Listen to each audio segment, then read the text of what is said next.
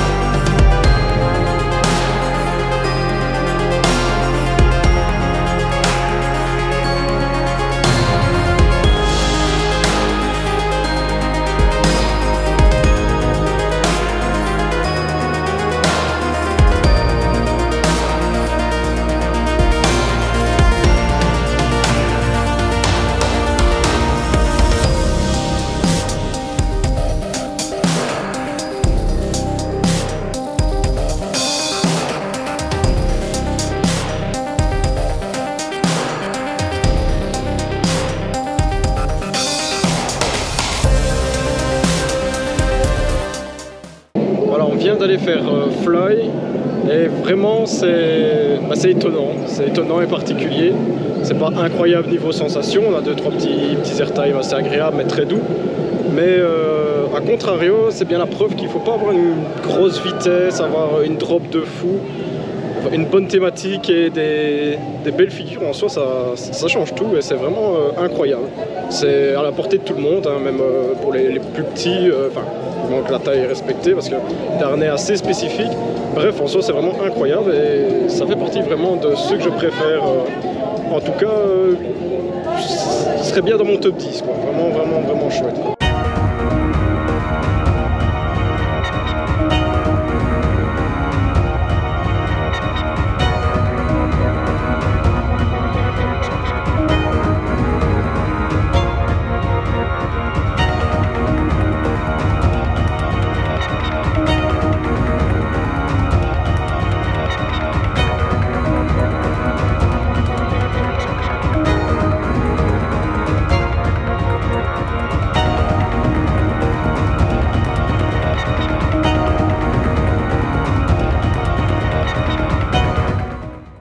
Voilà, on vient de sortir de Mouse au chocolat.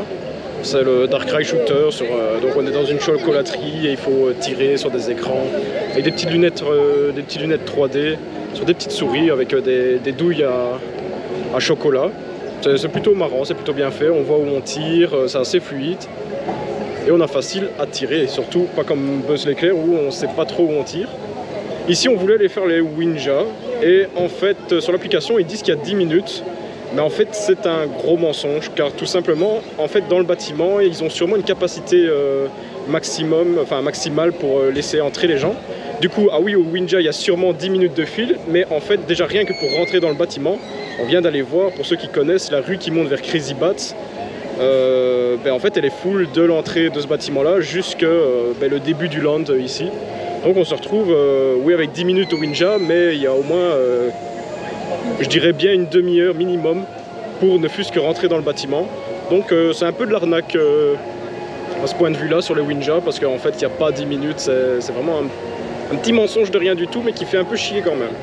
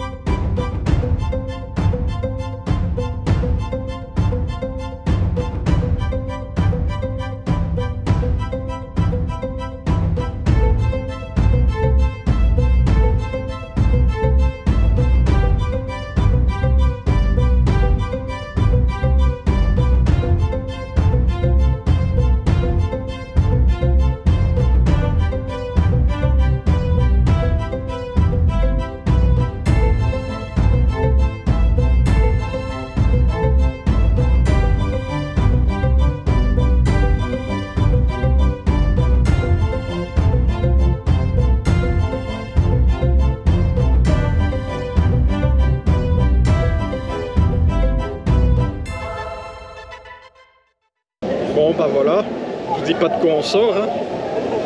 Ils sont juste derrière moi, je viens de sortir des chiapas. Bah, j'ai pris ma douche pour une semaine là, pourtant j'étais vraiment tout à l'arrière mais j'ai tout mangé. Je crois que maintenant on va aller se poser au soleil, autant tout à l'heure on crevait de chaud, maintenant on crève de froid. On va aller se mettre au soleil, à mon avis manger une petite glace pour dire de sécher un petit peu. Si on est un peu fou, on ira le faire une deuxième fois, quoi. Bien voilà, notre journée s'achève à Phantasialand, hein. Je me suis surtout focus sur Fly, parce que tout simplement c'est un peu la nouveauté. Le reste c'est déjà connu depuis quelques années, les autres attractions, Taron, etc.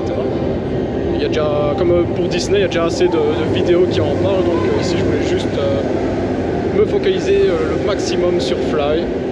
Vraiment pas déçu, comme quoi pas besoin d'être à 50 mètres de hauteur ou avoir des vitesses astronomiques pour passer une bonne journée et avoir de bonnes sensations. Là c'est super sympa. En plus le Bordeaux c'est vraiment une des couleurs que j'apprécie le plus. Moi tout ce qui est gamme de rouge, j'adore vraiment. Le steampunk c'est vraiment ce que j'adore. Bref, j'ai passé une agréable journée, j'ai réussi à faire tout une seule fois. Toutes les attractions, que ce soit Chiapas, Taron, le Colorado, bref tout. Si vous ne connaissez pas Fantasia, il faut venir tout simplement car c'est un des meilleurs parcs que j'ai pu faire jusqu'à présent. Si vous habitez autour ou prévoyez une journée là-bas, c'est vraiment le top du parc. Et en plus niveau tarif, il n'est pas extrêmement cher, hein. On est à 44 € sur leur site en ligne. Donc c'est vraiment pas cher quand on sait que d'autres on parle de 120 € pour des choses qui datent de plus de 10 ans. Et sincèrement, voilà, si tu as apprécié la vidéo comme d'habitude, n'hésite pas à t'abonner, à lâcher un petit commentaire, à mettre un petit pouce et surtout à partager sur tes réseaux sociaux.